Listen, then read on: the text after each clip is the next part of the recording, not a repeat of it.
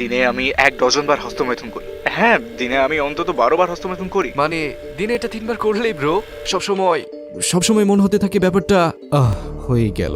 সমস্যাটা বেশ অস্বস্তিকর আর এটা বেড়েই চলেছে। শিশুদের যৌন নিপীড়নের শিকার হওয়ার পর্নোগ্রাফিক ছবি তৈরি হচ্ছে লক্ষ লক্ষ।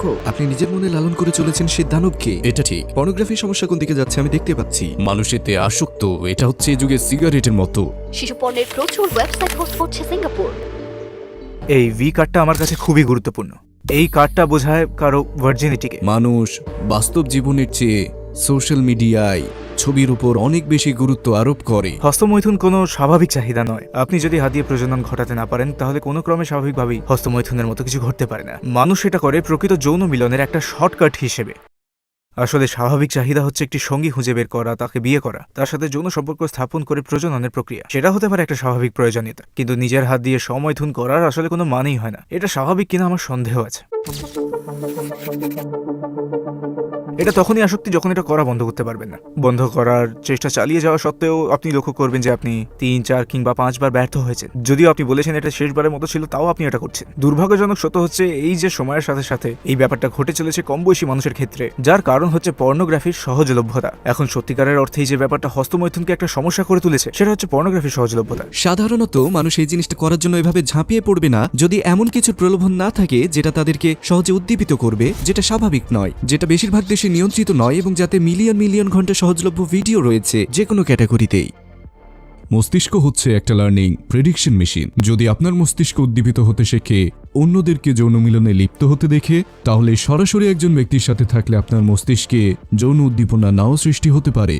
শুরুর দিকে মানুষ সাধারণ খুব সরল ও সাদামাটা ধরনের পর্ন দেখে এবং তারপর আরো খোলামেলা ও রকরকে পর্ন দেখার অভ্যেস গড়ে ওঠে এবং এর কারণে জীবনটাই নষ্ট হয়ে যায়, সম্পর্ক ভেঙে যায়। কারণ পর্নোগ্রাফিতে আসক্ত পুরুষরা নারীদেরকে শুধুই কামনার বস্তু হিসেবে দেখতে অভ্যেস করে ফেলে। এটা নারী পুরুষ উভয়ের ক্ষেত্রেই হতে পারে, কিন্তু আমি দেখেছি সাধারণত এটা ঘটে কম বয়সী পুরুষদের ক্ষেত্রে, বিশেষত এই যুগে। এটা একটা সমস্যা হয়ে ওঠে যখন আপনি এটা বন্ধ করতে না পারেন, এবং দুর্ভাগ্যজনক সত্যি হচ্ছে বেশিরভাগ লোকই পারে না।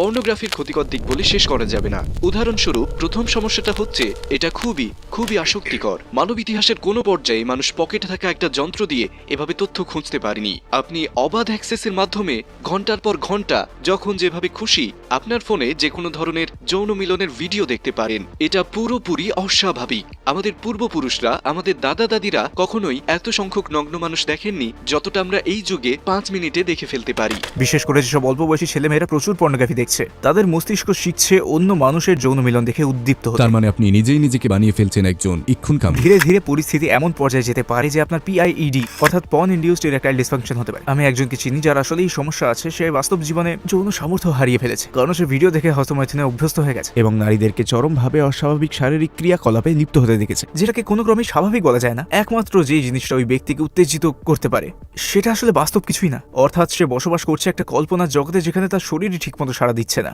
সম্ভবত সে প্রজননেও সক্ষম নয় এবং পর্নোগ্রাফি দেখার এতে আসক্তির কারণে তাদের বৈবাহিক সম্পর্ক হয়ে যাচ্ছে ভয়াবহ। মানুষকে, বিশেষত নারীদেরকে যৌন সামগ্রী রূপে দেখা, যৌন নিপীড়ন, ক্ষতিকর আসক্তিমূলক কর্মকাণ্ড, এই সবই ডোপামিন নিঃসরণ করে এবং তৃপ্তি লাভের জন্য প্রত্যেকবার আরো বেশি উত্তেজক উদ্দীপকের প্রয়োজন হয়। উদাহরণস্বরূপ, আপনি হয়তো শুরু করবেন একটা সাদামাটা ধরনের ভিডিও দিয়ে, কিন্তু সময় যাওয়ার সাথে সাথে আপনি দেখতে থাকবেন অনেক বেশি রগরগে ধরনের ভিডিও, কারণ আপনার মস্তিষ্কের ডোপামিন রিসেপ্টরগুলো অসাড় হয়ে গেছে। অথবা এভাবে বলা যায় যে এক পর্যায়ে আপনি লেভেল 1 ধরনের ভিডিও দেখে পুলকিত হতেন, কিন্তু এখন আপনি লেভেল 15 ধরনের ভিডিও দেখেও পুলকিত হচ্ছেন না। আবার তার উপর এটা এখানেই শেষ হয় না। ডোপামিনের নিঃসরণ যত বেশি হবে, পরের বিপরীত অবস্থা তত বেশি হবে। এমন আপনি বেসলাইনে নামবেন, নেমে যাবেন বেসলাইনেরও নিচে। American Board of Psychiatry and Neurology doctor Lawrence SPECT scanning এর মাধ্যমে আমাদের দেখাচ্ছেন পর্ন দেখার সময় মস্তিষ্কে কি ঘটে। এটা হচ্ছে যৌন আসক্ত ব্যক্তির মস্তিষ্কের স্ক্যান। 18 বছর বয়সী যৌন আসক্ত মস্তিষ্ক। আমরা এটা তুলনা করছি একটা সাধারণ মস্তিষ্কের সাথে, আর খালি চোখেই আমরা বলতে পারছি এটা স্বাভাবিক নয়। এখন আমরা যদি এটাকে কোকেইনে আসক্ত একজনের সাথে তুলনা করি, এই ব্যক্তি কোকেইনে আসক্ত, যেমনটা দেখতে পাচ্ছেন প্রিফ্রন্টাল কর্টেক্স আর প্যারাইটাল লোবে অনেক মিল। যদিও আপনি মস্তিষ্কের উপরের অংশ দেখতে পাচ্ছেন না, খাঁজটা প্রায় একই রকম যদি আমরা আনুদৈর্ঘিক দিক থেকে দেখি। এই ব্যক্তি তার মস্তিষ্ককে যথেষ্ট ব্যবহার করছে না, কারণ সে যৌনতা আর এই জাতীয় জিনিস ব্যবহার করে মস্তিষ্ককে সচল রাখতে অভ্যস্ত হয়ে পড়েছে। অত্যধিক উত্তেজনা, পর্নোগ্রাফি, এগুলো কোকেন ও যৌনতায় আসক্তির কারণে আমরা মস্তিষ্কের এই ধরনের নিষ্ক্রিয়তা লক্ষ্য করি। আপনি আবারও বলতে পারেন একজন স্বাভাবিক মানুষের মস্তিষ্ক দেখলে আমরা স্পষ্টতই লক্ষ্য করি এখানে খুব বেশি ভাঁজ নেই। এটা মনের নিয়ন্ত্রণ নিয়ে নেয়।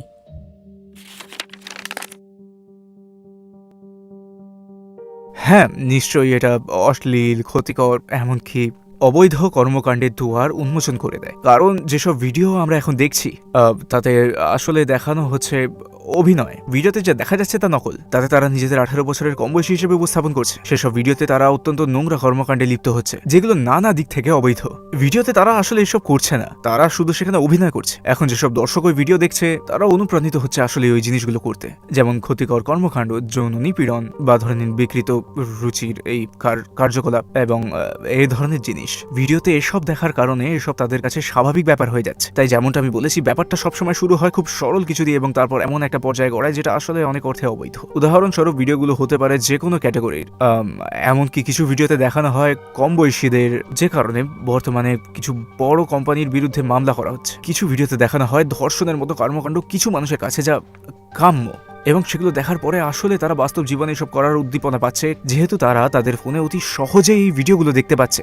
আর এইসব ভিডিওতে দেখানো হচ্ছে আগ্রাসন, সহিংসতা আর পারিবারিক নিপীড়নের মতো ঘটনা। যদিও ভিডিওতে এসব আসলেই ঘটছে না বা অভিনেতারা এইসব বিষয়কে সহজভাবে নিচ্ছে, এই ভিডিওতে এই ধারণাগুলো প্রদর্শিত হচ্ছে, এমনকি গৌরবান্বিতও হচ্ছে, যাতে মানুষ আরো আগ্রাসী হয়ে উঠছে এবং তাদের দ্বারা যৌন নিপীড়নের মতো ঘটনা ঘটার সম্ভাবনা বেড়ে উঠছে। পর্নোগ্রাফি ছেড়ে দিলে কি মস্তিষ্ক পুনরায় সুস্থ হবে? হ্যাঁ, সুস্থ হওয়া সম্ভব। পর্নোগ্রাফিতে আসক্তদের জন্য ভালো খবর এই যে আপনি আত্মসংযমী হলে মস্তিষ্ক আবার স্বাভাবিক অবস্থায় ফিরে আসবে। মস্তিষ্কের রিওয়ার্ড সিস্টেম ধীরে ধীরে 1 বছরের মধ্যেই বেসলাইনে ফিরে আসে। মস্তিষ্ককে আবার দিতে হবে সঠিক দৃশ্য আর স্বাস্থ্যকর অভ্যাস, এবং অবশ্যই পর্নোগ্রাফি থেকে সম্পূর্ণরূপে দূরে থাকতে হবে। আসক্তির সময় অতিরিক্ত ডোপামিন নিঃসরণের কারণে মস্তিষ্কের রিসেপ্টরের সংখ্যা কমে যায়। ফলে স্বাভাবিক মানুষের তুলনায় আসক্তদের আনন্দ লাভের ক্ষমতা কমে যায়। যারা হস্তমৈথুন ত্যাগ করে অল্প কিছুদিন পরেই তাদের ডোপামিন রিসেপ্টরের সংখ্যা বেড়ে গিয়ে স্বাভাবিক অবস্থায় আবার ফিরে আসে। তখন তারা আবার উপভোগ করতে শুরু করে জীবনকে। আবার তাদের ভালো লাগে বেড়াতে, বন্ধুদের সাথে কথা বলতে আর জীবনের পানে পা বাড়াতে।